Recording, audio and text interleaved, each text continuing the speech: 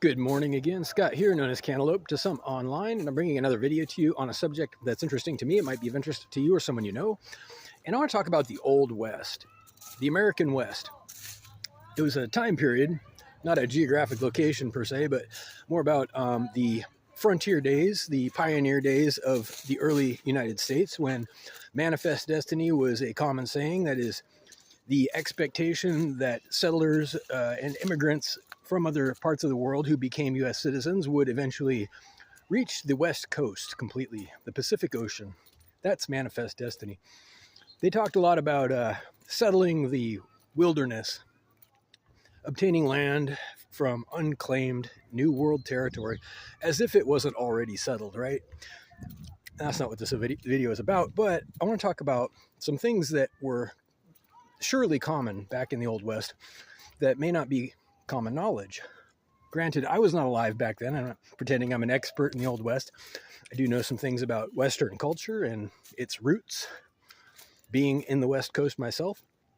But one thing that people don't think about too much is that back in the Old West, it was kind of a martial law situation. It's what we would call it nowadays, when civic infrastructure wasn't as robust or existent in places where there wasn't a lot of formal recourse for justice, and you didn't have the law in your pocket. You didn't have the law on speed dial. I want to talk about the difference mainly. How nowadays, as opposed to the Old West, people walk around with a great deal of undeserved confidence. A lot of entitlement, don't they? They got an army in their pocket, relatively speaking. Back in the Old West, you might have had a revolver on your hip. There are a lot of stories about sharpshooters and saloon brawls and high noon and the OK Corral and all that stuff. And, you know, it wasn't all great, but one thing that was better, if you ask me, was surely the fact that people were a lot more respectful out of necessity, weren't they? People were a little more timid around other people, and they certainly didn't forget their manners as often. And nowadays things are different. Like I'm going to reiterate this one more time.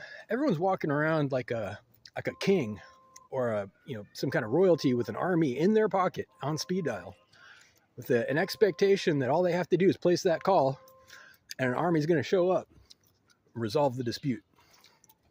Well, my question is, what effect does that have on people's attitudes?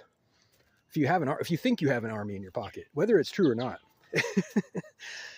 Does that create a good atmosphere? Does it create any bigger problems? The expectation that somebody's just going to show up and resolve any complaint you have and dispute. You can wave it in people's face like a gun, even though it's just a phone. I've mentioned this in other videos that guns in the US and in Europe, in fact, pretty much everywhere using these systems that we have here, have been largely discouraged. There are places that have a lot of people, members of the NRA, so to speak, and people who are, in the US at least, big fans of the Second Amendment. But for the vast majority of people, especially in liberal-leaning areas and states, guns have been stripped from the public because of violence and a reaction to an ongoing plague of violence at the hand of the gun itself, right? They think the solution is to take the guns away. So here's the thing.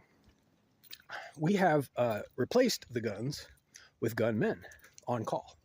My point is that guns have been replaced by phones. You have official gunmen, that is officers, if you will, on call at all times, 24 hours a day.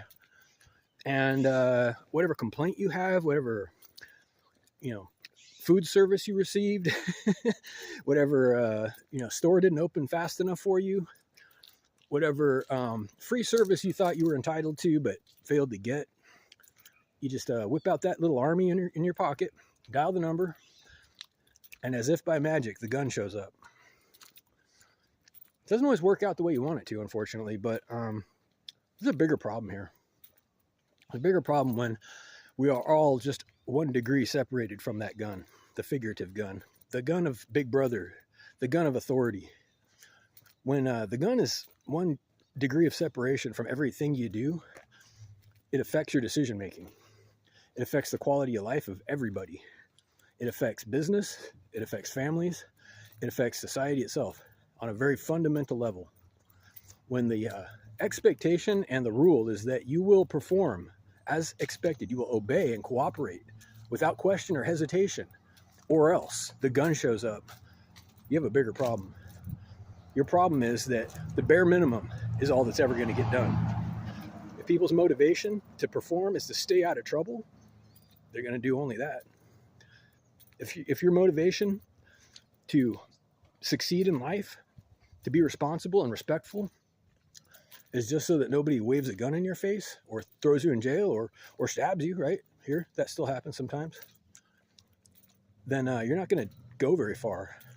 That's not a very big carrot, if you ask me. That's the opposite. It's a threat. It's a scare tactic. And we all live by these scare tactics right now. I see that as a big problem. And it's ironic. My point here is back to the original subject of the Old West. As common and dangerous as guns were back then, there was a lot more respect. There was a lot more order and justice, and people behaving well.